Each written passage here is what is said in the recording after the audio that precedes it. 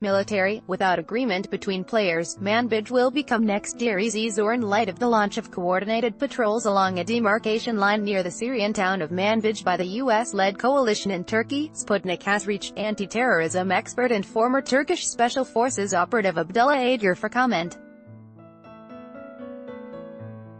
In an interview with Sputnik, the expert addressed the statement by the Turkish Foreign Minister Mevlut Cavusoglu, who stated that the Manbij roadmap and Manbij security principles could be applied to other regions in Syria.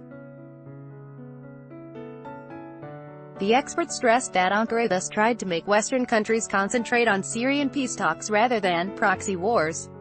Read more. Syria condemns U.S. military presence in Manbij region. Otherwise, he said, Kurdish People's Protection Units would continue to enhance their positions along the Turkish borders to the west of the Euphrates, which may result into the recurrence of a Deir ez-Zor situation. Ager believes, the model under which Turkey seeks to achieve a consensus on Manbij is different from the model that was created by Russia, Turkey and Iran during the Astana process. It's developing along a different axis. The presence of the Syrian Democratic Forces, which are largely composed of the YPG Kurdish protection units in the area, is Turkey's greatest concern. The anti-terrorism expert has explained that those forces represented a more serious threat to Ankara than Daesh, since they threatened the integrity of Turkey's unitary structure. When Operation Euphrates Shield was still at the development stage, Manbij was included in the list of areas that fall into the zone of the campaign.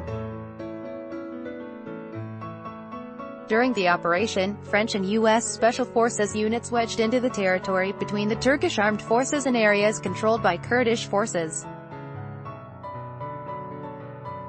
Trying to prevent a possible clash at that time, Turkey concentrated all its forces in the fight against Daesh.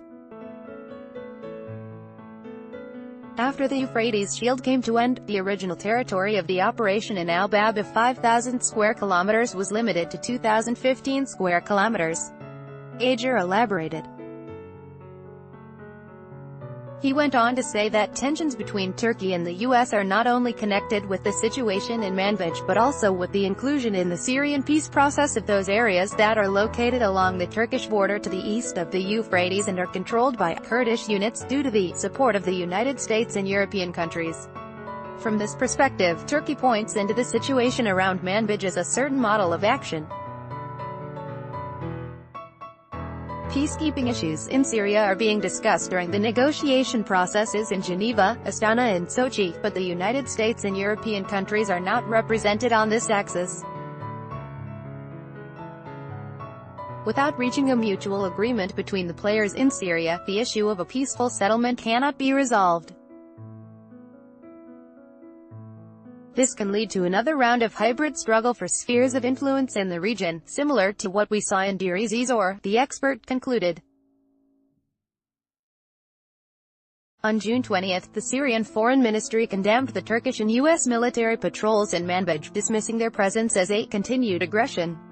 Read more. U.S.-Turkey start coordinated patrols in Syrian town of Manbij. The foreign ministry's statement came shortly after the U.S.-led coalition and Turkish forces had started independent but at the same time coordinated patrols along a demarcation line of Manbij. The two sides also planned joint patrols in the future, according to a U.S. Central Command press release. Earlier this month, the U.S. State Department announced that Turkish Foreign Minister Cavusoglu and U.S. Secretary of State Mike Pompeo had endorsed a roadmap to guarantee stability in Manbij. The U.S.-backed YPG, which are viewed as a terrorist group by Turkey, have agreed to retreat to the eastern side of the Euphrates River, thus meeting a long-standing demand by Ankara. Read more. Daesh continues resistance in Syria only in U.S.-controlled areas. Russian mod. Most Syrian territory has been liberated by government forces with Russia's air support, while the only remaining terrorist pockets are located in U.S.-controlled areas, including Deir ez-Zor. The views expressed in this article are solely those of the speaker and do not necessarily reflect the official position of Sputnik.